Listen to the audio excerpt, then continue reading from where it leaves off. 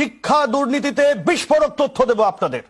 2009 সালের audit report news 18 বাংলায় শিক্ষা দুর্নীতির চাঞ্চল্যকর তথ্য রিপোর্টে, এবং এটা বাম আমলেই একটি পরীক্ষাতেই 32,970 জনের নম্বর বেড়ে যায়।